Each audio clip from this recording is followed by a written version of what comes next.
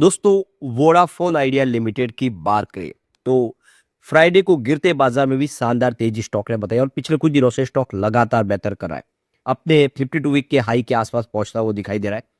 अब यहाँ पे आप देख ही सकते हो कि इसके पीछे कुछ बड़ी गुड न्यूज है। कंपनी अपने बिजनेस को लेकर लगातार नई रणनीति बना रही है। कंपनी ने अब लेटेस्ट जो फैसला एक किया है जिसमें इन्होंने रिन्यूएबल एनर्जी सेक्टर में निवेश किया है। तो कंपनी की मंशा क्या है उसको जानेंगे और मार्केट एक्सपर्ट क्या कह रहे हैं इस समय। सुप्रीम कोर्ट में मामला है, क्या सरकार बहुत बड़ी मदद करने जा रही है, जानने की कोशिश करेंगे इस वीडियो के माध्यम से।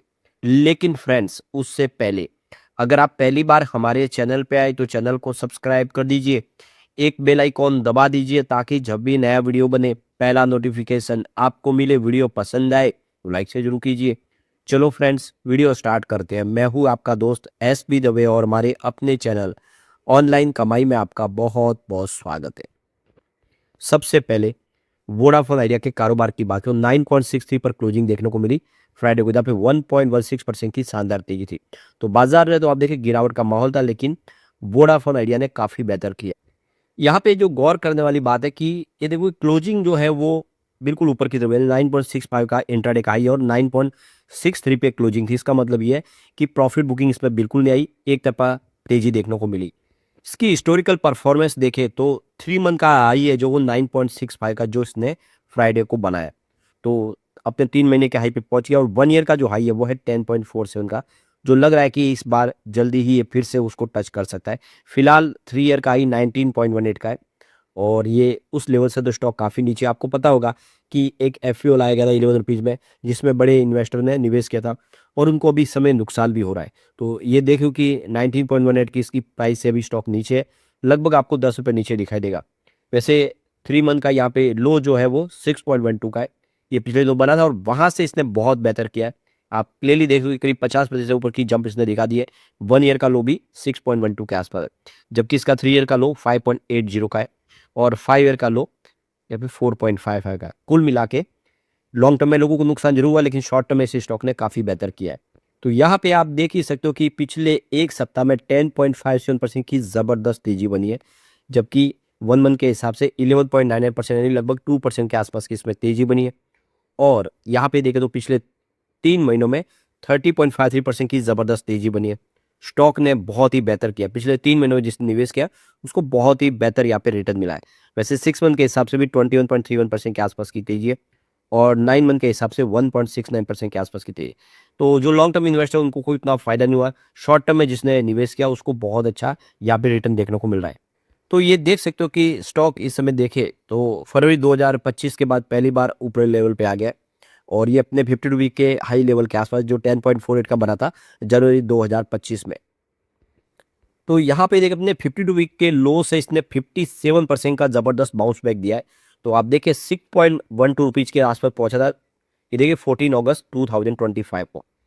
तो अब आप देख ही सकते हो कि इसने बहुत ही बेहतर प्रदर्शन किया है। तो इस तेजी की वजह से आप देख सकते हो कि VI का जो मार्केट कैप है वो 1 ट्रिलियन रुपीज को क्रॉस कर गया है। तो काफी जबरदस्त रैली रही और इसने बहुत बेहतर किया है। तो अभी आप देख सकते हो कि सबकी जो नजरें हैं वो है सुप्रीम कोर्ट पे। आप देखें तो सुप्रीम कोर्ट पे 27 अक्टूबर को सुनवाई होने जा रही है। इससे पहले जो सुनवाई हुई थी उसमें फैसला किया गया था कि दिवाली के बाद इस मामले को सुना जाए और सरकार ने इसकी रिक्वेस्ट की थी। सरकार इसमें कोई रास्ता निकालना चाहती है। सरकार इस समय जो भी वोडाफोन आइडिया की डिमांड है उसका बिल्कुल कोई विरोध नहीं कर रही है। वो सरकार भी चाहती है कि इसमें कोई फैसला निकल आए, क्योंकि सरकार खुद इसमें लगभग आधे की हिस्सेदारी इस समय। तो ये देख लो कि Q1 के अर्निंग के दौरान VI के मैनेजमेंट की तरफ से जो बयान निकल कर आया था कि जो बैंक है वो कर्ज दे नहीं पा रही है और वो भी क्लियरिटी चाहती है कि AGR फ्रंट पर सरकार क्या कर रही है, क्या सरकार कुछ सपोर्ट दे रही है। अगर सरकार सपोर्ट देती है तभी बैंक इसमें हाथ डालेंगे, वो अगला इन्वेस्टमेंट इनके ऊपर कर सकते हैं, इनको कर्ज दे सकते हैं। तो फिलहाल सरकार की तरफ से वो कुछ गारंटीज आती है कि ये पैसा उनका सुरक्षित है, तो बैंक उनकी मदद कर सकते हैं।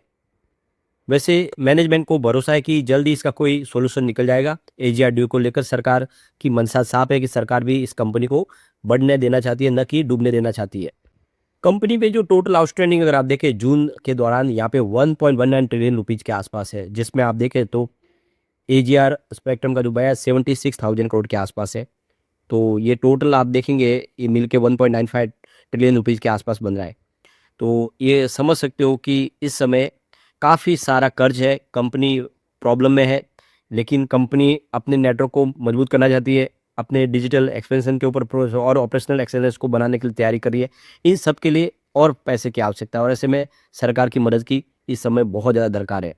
तो यहाँ पे कोटक इंस्टीट्यूशनल इक्विटीज़ का कहना है कि इस समय जो टेलीकॉम सेक्टर है, वो काफ़ी ठीक लग रहा है। इससे में मार्केट जो उसके फेवरेबल है और मीडियम टर्म में ये बेहतर होता हुआ दिखा है, क्योंकि यहाँ पे एआरपीयू लगातार बढ़ रहा है और जो टेलीकॉम कंपनियाँ हैं, उनकी जो आप देखिए ग्रोथ में संभावना पॉजिटिव बन रही है। फ्री कैश फ्लो भी इनके पास इस समय देखने को मिल रहा है। तो देखो कि वीआई की जो है फंडिंग शॉर्टेज की प्रॉब्लम है, लेकिन आने वाले समय उम्मीद है कि कुछ बेहतर होगा और जल्दी ही आप देखिए जियो का भी आईपीओ आने वाला है। ऐसे में आप समझो बाजार में संभावना पॉजिटिव बनती हुई दिखाई देगी। अब यहाँ पे एक बड़ी गुड न्यूज़ निकल के आ रही है। वोडाफोन आइडिया ने आप देखो कि रिन्यूएबल एनर्जी में इन्वेस्टमेंट किया है। तो ये देख सकते हो कि वोडाफोन आइडिया लिमिटेड ने आदित्य बिरला ग्रुप की जो कंपनी है रिन्यूएबल एनर्जी एसपीवी 3 में 26% की हिस्सेदारी हासिल करने के लिए 26,000 रुपये की यहाँ पे देखो कि पहले किस्त जमा की है। तो वोडाफोन आइडिया ने रिन्यूएबल एनर्जी सेक्टर में एंट्री की है और कंपनी ने ग्रासिम इंडस्ट्री लिमिटेड की जो सब्सिडीज कंपनी है Aditya Birla renewable energy SPV 3 limited में यानी एबीरन एसपीवी 3 में 26% की हिस्सेदारी अधिग्रहण करने का शुरुआत कर लिया है, ताकि जो कैप्टिव पावर जनरेशन और लागत प्रभावी नवीकरण ऊर्जा खरीद समर्थन को समर्थन दिया जा सके। तो ये आप देख सकते कि कुल जो प्रस्तावित निवेश है 1.56 करोड़ रुपए का है। उसमें से वोडाफोन आइडिया पहले के समय 26,000 रुपये इन्वेस्टमेंट किया है। यह निवेश 10 रुपये प्रति शेयर के हिसाब से 2600 इक्विटी को कवर करता है, जो एबीरन एसपीवी में उनकी 26% हिस्सेदारी का प्रतिनिधित्व करती है। शेष किस्तें जो अगले 4-6 महीनों में दी जाएगी। तो ये देख सकते हो कि निवेश इन्होंने शुरू कर दिया है। अब यहाँ पे कंपनी की सेहत को देखें तो आप देख सकते हो कि कंपनी की सेहत में थोड़ा सुधार तो हुआ। मार्च 2025 में अगर आप देखें तो कंपनी का नेट सेल 10,950 करोड़ के आसपास था, जो जून में बढ़ के आप देख सकते हो कि यहाँ पे बढ़ते हुए आपको 11,000 के ऊपर जाता हुआ दिखाई देगा। आप क्लियरली देख सकते हो कि 11,008 करोड़ तक पहुँच गया है।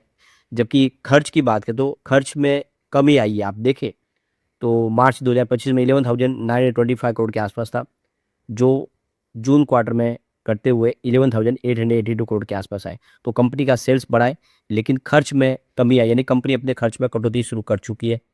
इसके अलावा जो प्रॉफिट बिफोर टैक्स देखें तो -7,166 करोड़ के आसपास था मार्च 2025 में, जो जून क्वार्टर में -6,611 करोड़ के आसपास था, यानी कंपनी का लॉस कम हुआ है।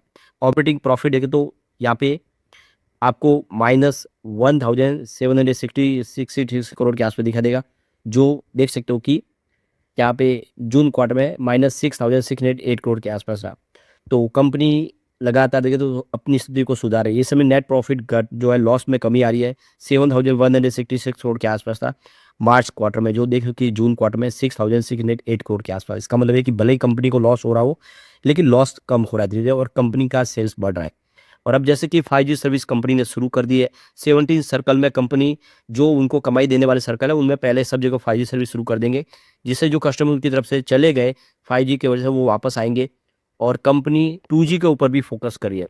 दूसरी कंपनियां जैसे कि जियो और एयरटेल उतना 2G को ध्यान नहीं दे रहे, जबकि वोडाफोन आइडिया इस समय 2G कस्टमर को अपनी तरफ लाने की कोशिश करे, क्योंकि बहुत सारे कस्टमर अभी भी वो हैंडसेट इस्तेमाल करते हैं कीपैड वाले, और उनके लिए वो सर्विस देना चाहता है ताकि वो कस्टमर उनके पास बने रहे। ऐसे में उसमें वोडाफोन आइडिया की स्थिति बदलती हुई दिखाई दे सकती है। लेकिन फ्रेंड्स, कोई भी इन्वेस्टमेंट करने से पहले अपने फाइनेंशियल एडवाइजर से एडवाइस ले ले या अपना खुद का रिसर्च करें, क्योंकि मैंने वीडियो आपके एजुकेशनल पर्पज के लिए ही बनाया। वीडियो पसंद आए तो लाइक से जरूर कीजिए और चैनल को सब्सक्राइब कर दीजिए। Thank you friends.